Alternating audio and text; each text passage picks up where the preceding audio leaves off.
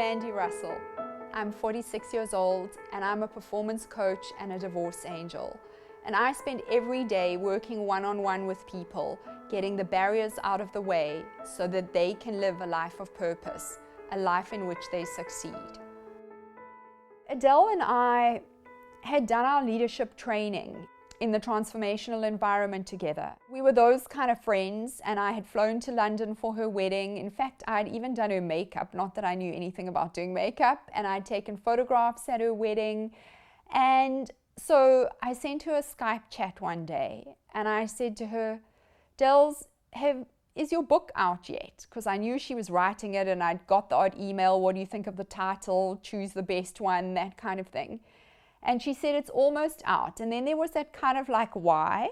You know, like when you've written a book about divorce, why would your friend be asking you, is your book out yet? And so I did the program about 6 months later. She came out to South Africa and she brought all the goodies with her. And I started the program then in the following February. I didn't have an unhappy marriage. James and I really get on incredibly well, and we still do. I met James when I was 26, and I'd come to Cape Town on holiday. My best friend from school was living in London, and she had fallen in love with him. And she said, please, when you're in Cape Town on holiday, you have to meet this guy. But they weren't even dating. And she really just wanted me to check up on him in Cape Town. So about halfway through that first date, I said to him, hang on a second. So I just want to understand quite what the relationship is between you and Jennifer. And he said, what do you mean the relationship? I went to Amsterdam with her and we shared a room and there were 15 other people in the room with us. That's the sum total of the relationship that I have with Jennifer.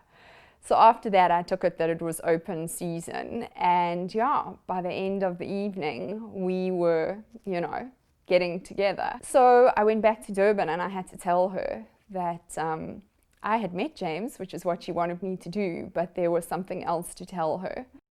There was so much that was good. Of course, it's easy to be good. You double income, no kids.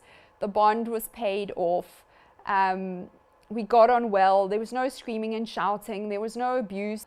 But somewhere inside, I was surviving. I knew I had to do something differently. And James and I had been separated before, I think at about 6-7 years of marriage. We'd had a 7-8 month separation, and it was event driven, and it was a time of a lot of soul searching for me. And my coach at the time really had me have a look at what being divorced would look like. He said, you can't choose to stay married unless you really have a look and see if you could be divorced. I couldn't. I didn't want to look bad. I was, heading up this incredible transformational organization, and we were all about working things out, sorting things out. Anything can be resolved in communication. And I was scared. I was scared of looking bad. I was scared of the stigma of being divorced.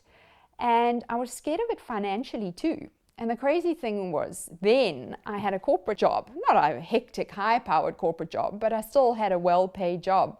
And here I was sort of 7-8 years later, deciding that I was going to have to go it alone, having this fleeting business that I'd hardly even gotten started.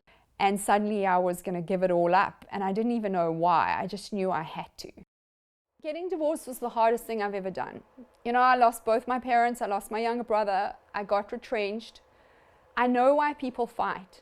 It's easier to fight. It's easier to be absolutely fuming mad with one another than it is to end 18 years with a human being that is your family. Looking back, the hardest part of the journey for me since our divorce has been watching him shine. I've been on the one hand thrilled, because I am thrilled. My whole life is about people being at their full potential. So of course I'm thrilled. But it was hard to have it not feel like I wasn't enough. In the last 3 years, everything is radically different. Where I live, how I earn my money, what my day looks like, who I'm with, everything is different. If I think of where I am now and what I've accomplished, I don't recognize myself. I can't believe it. I can't believe what this program has provided for me. And I think that's why being a divorce angel is just such a privilege, because I get to provide that for other women. Ethical healing only happens when you go through your emotions. Not around them, not over them, not under them. Suppression is not an option. And if you want full-blown power as a human being, then learn how to really release your emotions. To say, I'm going to heal. I want to do this. I have no idea what I'm going to have to confront in the weeks ahead in this program, but I'm going to do it. And I've put my trust in you to walk that journey with me. My job is to live up to that. And that for me is a big part of how I go about making the space for people to embark on that journey.